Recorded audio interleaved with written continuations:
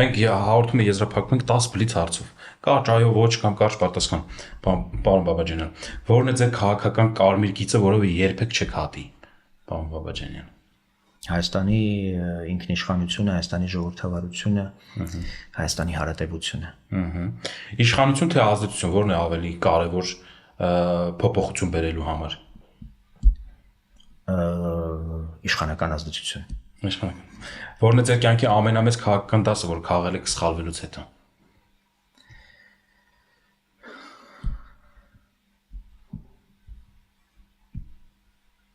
Բանտարկություն, դրան դա եղել է մի կարևոր հանգրվան իմ կյանքում։ Ինչը կարող է ձեզ ստիպել վերջնականապես լքել քաղաքականությունը, կամ կարող է ինչ-որ մի բան ստիպել ձեզ։ Ոչինչ։ Ոչինչ։ Հայաստանի ամենամեծ ներքին թշնամին։ Որն է լինելու Ռուսաստանի հաջորդ քայլը, եթե Հայաստանը վերջնականապես փոխի վեկտորը։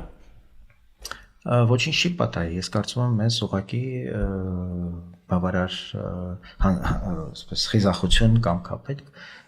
մենք պիտի պահենք հարաբերությունները Ռուսաստանի հետ, Ռուսաստանը մեր թշնամին չպիտի դարձնենք, չպիտի ավելորդ հրահրենք այդ բոլորը, ուղղակի պիտի գետնի վրա առկա իրողություններին համապատասխանեցենք այն պայմանագրային բազան, որ այսօր առկա է, մեր իրական դաշնակիցը Ռուսաստանը չի, Ռուսաստանը կարող է լինել գործընկեր, Ռուսաստանը կարող է լինել ում հետ մենք կարող ենք օրինակ տնտեսական հարաբերություններ կառուցել, բայց չենք կարող ռազմաքաղաքական օրինակ դաշինքի մաս լինել Ռուսաստանի հետ։ Մի պետություն, որի ղեկավարը հեղինակել է նոյեմբերի 9-ի հայտարարությունը եւ որի նպատակը ռուս-թուրքական, այսպես Էրդողան-Պուտին համաձայնությամբ հայկական պետականության կազմակերպումն էր։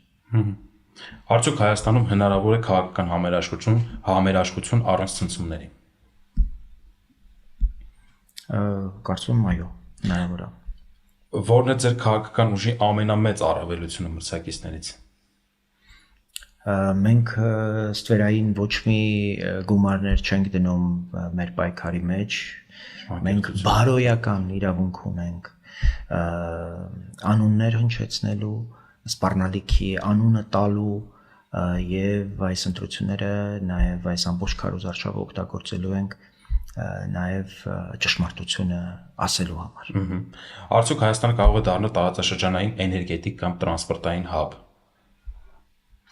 Ես կարծում եմ, որ մենք պիտի լինենք ռեգիոնալ փոխկապակցվածությունների կարևոր կենտրոն, այդ իմաստով օրինակ ամերիկացիների հետ մենք դեռևս 2022 թվականին կառավարության ներկայացուցիչների հետ այց ենք ունեցել Վաշինգտոն եւ հանդիպել ենք եւ մեր հորդորն է եղել օրինակ էներգետիկ ոլորտում Միացյալ Նահանգների մասնակցությունը հնարավորինս ավելացնել մի նպատակով, որպեսզի Հայաստանում գեներացված էլեկտրաէներգիան մենք կարողանանք բաշխել տարածաշրջանի բոլոր երկրներին, որոնք դրա կարիք ունեն, իդեպ դրա կարիք ունի թե Ադրբեջանը, թե Թուրքիան եւ դրանից հավելյալ կախվածություններ ստեղծել։ Ուրեմն փոխկապակցվածությունները